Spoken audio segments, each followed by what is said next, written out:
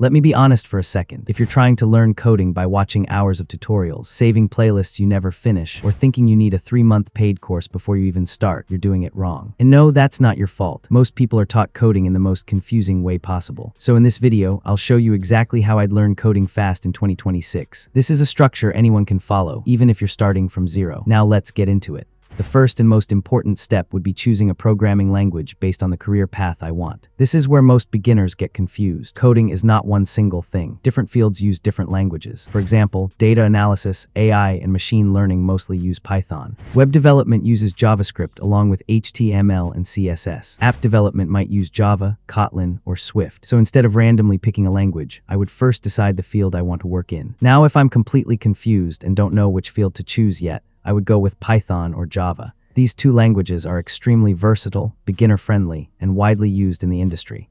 Python is simple and powerful, while Java builds strong fundamentals and object-oriented thinking. Either of them is a safe starting point in 2026.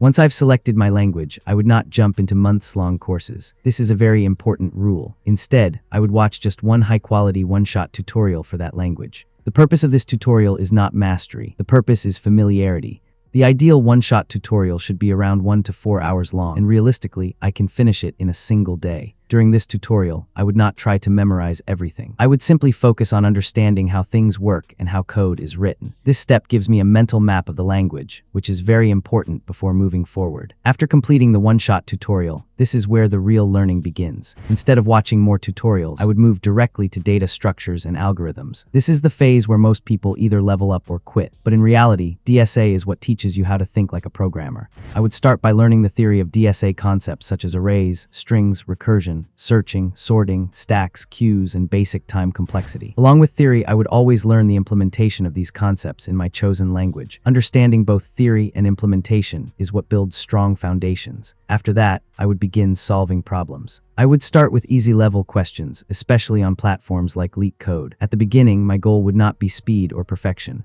My goal would be understanding. I would try to solve 2 to 5 problems every day. This number is realistic and powerful if done consistently. Daily problem solving trains logical reasoning, improves code quality, and removes fear of errors. Slowly, as my confidence grows, I would move from easy problems to medium ones. Hard problems can come later. Consistency matters far more than difficulty. One very important rule I would follow is not buying 2-3-month beginner courses. Most of these courses simply repeat what is already available for free on YouTube. For learning syntax and fundamentals, a one-shot tutorial plus daily DSA practice is more than enough. Courses can be useful later for specialization, but at the beginner stage, they often trap people in tutorial hell, where you keep watching but never build anything. I would avoid that trap completely. After about 1 month of consistent practice, I would reach a stage where I understand a good amount of syntax and have improved logical thinking. This is when I would start building projects, because projects are the real goal of learning to code. I would start with very basic projects available on YouTube, such as small tools, simple applications, or beginner-level websites. The purpose of these projects is not originality at first. The purpose is learning how real code comes together.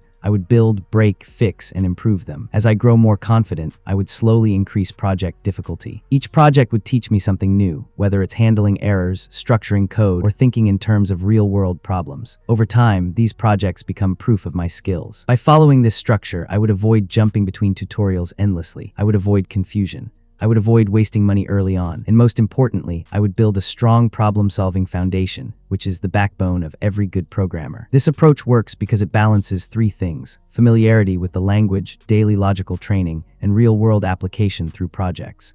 If someone follows this structure with discipline and patience, they can learn coding efficiently, escape tutorial hell, and build real skills that actually matter. After completing this entire structure, I would be fully prepared to move into more advanced concepts and technologies. At this stage, I could confidently choose a specialization like AI and machine learning, natural language processing, web development, backend systems, or even DevOps, depending on the career path I want to follow. The key point is that the structure I explained earlier builds a strong and reliable foundation in coding. It develops logical thinking, problem-solving skills, and real coding confidence, which makes learning advanced technologies much faster and less overwhelming. Instead of struggling, I would now be building on top of a solid base, allowing me to start my journey in the coding world in a far more efficient, structured, and practical way.